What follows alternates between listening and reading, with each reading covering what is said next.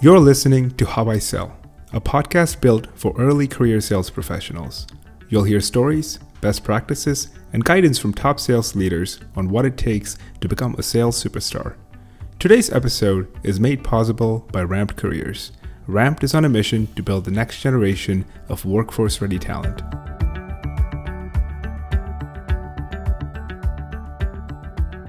Hey everyone, joining us today is Gordon Lawson. Gordon is the Chief Revenue Officer and President at RangeForce. Prior to RangeForce, Gordon held senior sales roles at Reversing Labs, Cofense, Pictometry, and a few other companies. Thank you, Gordon, for joining us today. Thanks, Manoj. Appreciate the opportunity. Gordon, you and I caught up a little bit, before we hit the record button. But for those that don't know you, who is Gordon Lawson? Well, it's funny. I don't often do podcasts just talking about myself. It's usually about the company. So hopefully I'll get this right. And first of all, just want to thank you for making some time. But I started my career as a naval officer. I went to the Naval Academy, served on active duty for 5 years. And it's funny, when you spend kind of those first sort of 10 years of your life in college and then in the military, sometimes you don't really know what you want to do. And I think it's a common problem, even if people don't go to a service academy, even if they're just getting out of the military. It's kind of like, well, what do I do next? I've trained how to drive ships, how to board ships, how to jump out of planes, whatever you get trained to do. And it's like, well, how does that translate to the commercial world? And so when I was getting out of the Navy and transitioning, I remember people talking about, hey, you could go into finance, you could go into manufacturing, kind of do that. Or, some of you might want to become sales professionals. And so I heard that and I was like, oh, that sounds really, really interesting. I think that especially just being sort of very independent in my approach and liking to kind of set my own schedule as much as I could. Sales sort of offers a lot of that flexibility. And I think also it's a very results driven type field. So background in the military, then looking at some sales opportunities and really started getting into my first couple sales jobs were really defense contracting focused roles.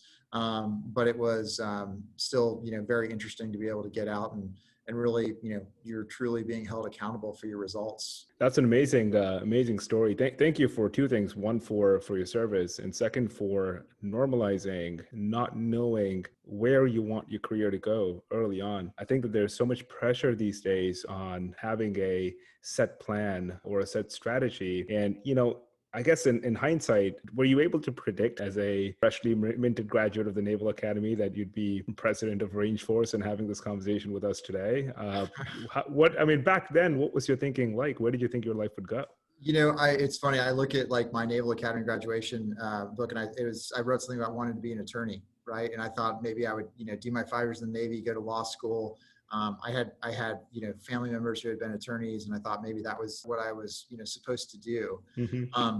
The one thing I will say that I think helped guide things, and maybe helped guide things to get into executive leadership roles, is that literally from the time you enter the Naval Academy, you're learning about leadership. And I think anyone, if you're in the military, you're learning about leadership. You're either being led and you're learning what good and bad leadership looks like, or then you get out to the fleet or to a ship or to a squadron of aircraft, and you have to lead fairly young people, and you're already pretty young yourself. You're 21, 22 years old. So I think it's really about understanding people, and to me, that's exactly what sales management and executive leadership is about. It's about understanding people, putting the right people in the right seats, and getting the most out of people, and hopefully you're feeling fulfilled by what you do, but most importantly, you want them to feel fulfilled and motivated. Otherwise, you're not gonna have a successful company.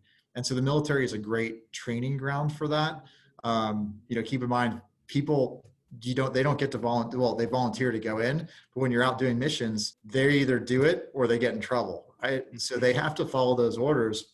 And so that cultural aspect of making sure they're engaged and motivated becomes, I think, even more important than maybe it does in the normal civilian world. It's interesting that you bring that up. I think that, to your point, there's a lot of parallels between being a leader in the armed forces and also kind of bringing those skills into the business world. I've had the fortune of working alongside, back in my days of investment banking, to your point, there were a good number of folks that went to West Point, that kind of graduated out of there, did their stint, and then came in and joined finance. And I had a lot of respect for them, just the tenacity, the discipline, the drive, and the general way that they'd approach daily life was unparalleled. So definitely something there. One of the other things that you mentioned was that early on, as you were deciding about making the transition, you mentioned that you considered a few roles, a few opportunities, a few industries. Who did you speak to? Was there, someone or a group of people that were instrumental in guiding you or nudging you towards sales? Yeah, I think was very fortunate just growing up. I grew up in Silicon Valley, and I had relatives. I had a very close cousin that had always been in technology sales, and so I grew up watching how he operated and really built really amazing relationships with people. And so I sort of had that foundation. I had a mother who'd been a school administrator. And talk about another place where you have to absolutely build an incredible team and get results and I would say as complex an environment as you'll find anywhere in education. So I think I felt like I had some really great role models growing up and got to see how they interacted with people. And so I always kind of felt like I really did want to work with a team and be a part of a great team. And so all of those kind of factors, I think, helped that decision. And you make the decision, you spend your first few years in sales. Do you recall any kind of turning points or pivotal moments that upgraded you, for the lack of a better word, right? Because sometimes you run into some experiences or people that just take you to the next level. Anything that you're willing to share? Well, yeah, no. And I think it's always the wake up moments or the tough moments, right? I remember a call early on from a sales manager, and she said, "Hey, what have you been doing this week?" And, I thought that I was doing all the activity that I needed to do. And she's like, basically the conversation was, you don't get medals for trying, you get medals for results. Right. And, and I think there's actually, I think Bill Parcells, I was driving up to New Jersey a couple of days ago, and there's a billboard that says that. She didn't say it quite like that. I'm going to quote Coach Parcells there, but that's what sales is all about is, you got to put in the effort and have the activities to get those results. And if you're not getting them, I think it's very easy to delude ourselves that we're doing all these great things. But if those things aren't working, then you got to be nimble and you got to change. And that kind of wake up call from a manager earlier in my career was like, hey, I may think I got this figured out, but it's not moving the needle. And if it's not moving the needle, then I got to have the humility and the agility to change course. And I think that those are the kind of discussions you can imagine. I have those discussions now with people, and I always want to be open to them myself. I always want to be, I think, radically open-minded to see if there's a better way to do something to really optimize the outcomes on it. It's interesting what you say, especially with early stage companies, right? Where, you have a great product or service. And I know that RangeForce has gotten quite a bit of attention, raised a significant sum of money recently. Congrats on that. And as you're thinking about kind of building and scaling the business in North America, which I know is your mandate of the year, building and scaling your sales team, how do you find that balance, right? Because one, you have to have some processes in place, some training in place so that folks can come in and start delivering results. And yet the model may not have been perfected yet. And just mentioned that people need to be nimble and adapt to it. So as a sales leader, how do you strike that balance? Well, I think there's a couple things. I think there's a couple things that you got that goes into that consideration. And I'll say there's the human factors and then there's the process factors. So human factors, especially early stage, RangeForce is a great company founded by three gentlemen in Estonia. We're a US company, but I was the first employee in the US in July of last year, right? And so we had this basically this really blank slate in terms of go-to-market. We had a great product, but a blank slate in go-to-market. And so the first challenge was I needed to find the right people to fill the roles who had the fortitude to deal with basically a very low revenue amount. and that they were going to be really the tip of the spear, trying to identify opportunities and get those deals closed. And those people, they worked very hard. It's a challenging environment. But then fast forward a year, and sometimes, you just need different people. Post Series A, you need different people who maybe have been at more established companies, who are used to expanding into current accounts, who have different skill sets. So you're always looking, I think, for the right people. You always want people to grow with you, but then you got to, add people at different times along that journey and make sure that they're there. And I think the other thing on the process side is important too. You were an investment banker, so you get metrics. And this is, if there's one piece of advice I would say to new sales professionals, it's like, learn the metrics of your trade. And I don't think it's ever too early to do this. What do those metrics look like? I mean, they look like, obviously, what is the difference between bookings, ARR, and revenue? Understand those things. Understand what customer acquisition cost is and how you calculate it. Understand the sales efficiency metrics. The beauty of the internet is none of these things are rocket science. Finance guys may pretend like they are, and they kind of keep it close hold, but anyone can figure out what those things are. And work with your managers, have them explain that to you if you don't understand it, how important those metrics are. And building a process that optimizes those metrics in the business, to me, builds a scalable machine. So get the right people, build the right process around those key indicators. And that's where I think, you get that flywheel moving in a business. You're going to have hiccups along the way, but then when you see those hiccups, that's when you need to change course and adjust some tactics. But if you're building the foundation on those things, then usually you don't have to, it's a small tweak. It's not like a total change in strategy. And these metrics, you don't think that there is a too early to learn? Let's say you're a graduate out of college, still applicable. I think so. There's a great venture blog by a gentleman at Redpoint Ventures. Very easy to read, very succinct. I'd encourage everyone. I think his name is Tomas Tungses. I'd encourage anyone who wants to get into sales, especially SaaS sales, just sign up for his blog. That kind of thinking in those terms, even being right out of college, first of all, it allows you to interact with finance professionals more effectively. And I think a sales professional who can speak the world of finance, it's gonna do you a great benefit for the future.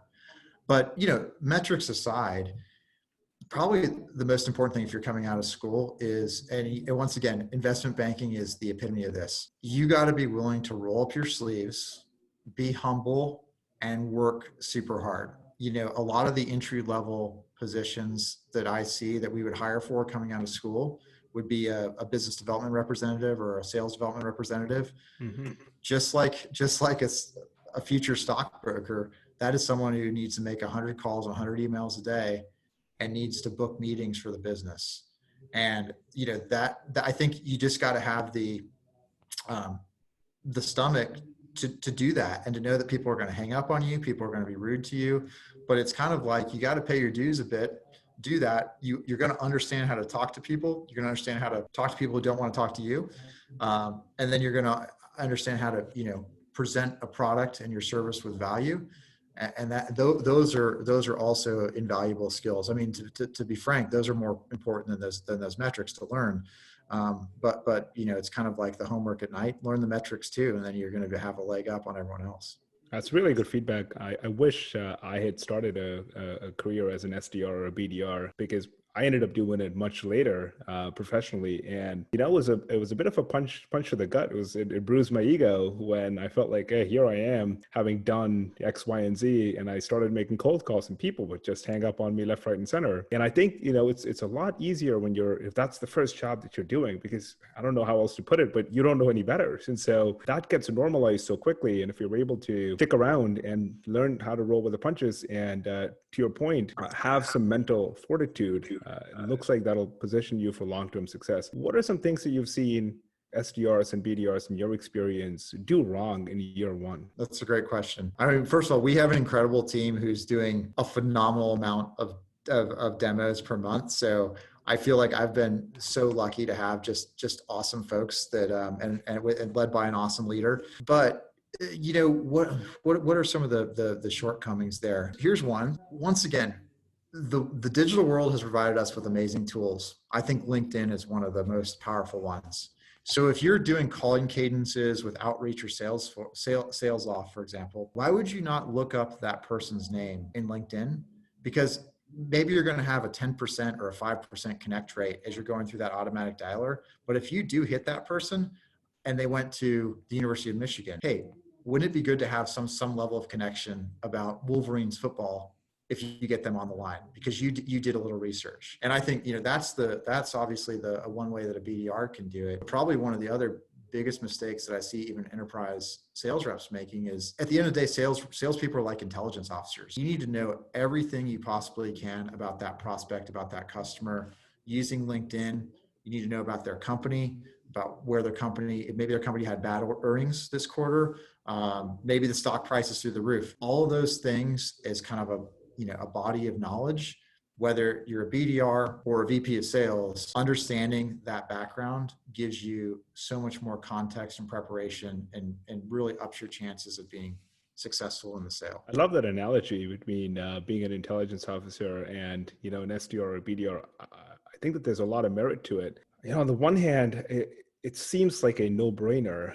And on the other hand, a lot of people don't do it. I continue to get LinkedIn messages that I know are some kind of an automated blast, absolutely no personalization, or it refers to a job that I'd held 4 years earlier and trying to sell me a product or service.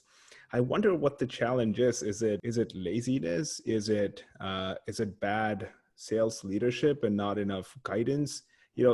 Sometimes I feel for folks that are just starting out their careers, right? Because they're like a sponge, and some folks may have I don't want to call it hustle, but they might be able to figure things out. Whereas others, law of averages, may need a little more hand-holding. Yeah. And I suspect if it's a function of sales leadership, is that what folks are expecting their teams to do, spray and pray, as opposed to being a little more thoughtful? And again, to your point, activity metrics matter, right? Because folks say, well, you're going to make your 100 dials, you're sending 100 emails. But to your point, if the results are not working, then you need to kind of revisit your activity metrics and say, well, maybe it's okay to send 50 emails to the extent that they're very carefully crafted. Right. I think it's finding that balance. I was much more activity metric focused 5-6 years ago than I am now. I think, it's much more results focused and giving people some more flexibility. I mean, there's some core metrics that we have about pipeline build for our enterprise reps. And we do have some, especially for our newer BDRs, some of the calling and emailing metrics. If you're in the UK, for example, LinkedIn messages are probably going to be much more effective and also more compliant legally than calling. So you got to be flexible about it. But you brought up a great point about the hustle, right? And the hustle is important, but you know what? The hustle is a lot easier when you have a culture of winning and success behind it. And I think when you have, if you just have, and this is also tough to do remotely, by the way, too, but if you just have BDRs and you say, hey guys, go make those 100 calls, tell me how you do, whatever, I need to check off the box for activity. I don't think that's going to be very successful. If you have a team that maybe is in Slack and is collaborating and is patting each other on the back digitally, especially in a remote world, this is how we do it, that really builds up a culture. And you almost have an element of, it becomes very clear if people aren't rising to the level, one, but I think more importantly, it lifts everyone up and it makes everyone better and it holds them accountable. And it's really just that, it's like that culture of excellence. I don't know, have you all ever read Tom Peters, any of his books? No, I have not. I should add that to my list. There's a saying he has about excellence is the next 5 minutes. And so it's like you're always, what can I do better right now? What can I spend this next 5 minutes to take it to the next level? And that's how for me personally, I can't always do it all the time. I love to operate like that, but that's how I like to build teams, is I want them always thinking like that. What can we do in the next 5 minutes to really just take it to the next level of intensity and success? If those kind of words appeal to you, you're probably going to enjoy being in sales. If that sounds awful to you, there's lots of other great careers that don't have that sort of roller coaster of intensity. Makes sense. But, Mhm. I think that philosophy should apply to any job. I mean, honestly, how are you going to progress in life personally or professionally if you don't have an eye towards improving and an eye towards getting better? Sales, for good reasons or for bad, is a forced function. You have no choice. You have to have an eye towards getting better very quickly. Very unforgiving, and I think that it maybe shortens the curve there. This has been amazing. Love the analogies to the time that you had spent as a service member. Love the leadership lessons. I'm going to end on one note and one question. Sure. You have the benefit of hindsight, having done a variety of things as a individual contributor, as a sales leader. You yourself had mentioned that you've changed your position on activity metrics in the past 5 years or so. If you were able to run into a younger version of yourself, just as you were about to graduate from the Naval Academy, all that you know today, if you could give yourself just one piece of advice, what would that be? It's a great question. I would say be radically open-minded. Be open-minded about the advice that people give you. Really absorb what you're seeing and what you're hearing in order to really synthesize that information and make yourself better and make the people around you better. Don't take things personally. Just learn from it. And I think those little steps of learning along the way, I mean, that's at the end of the day, that's what life is.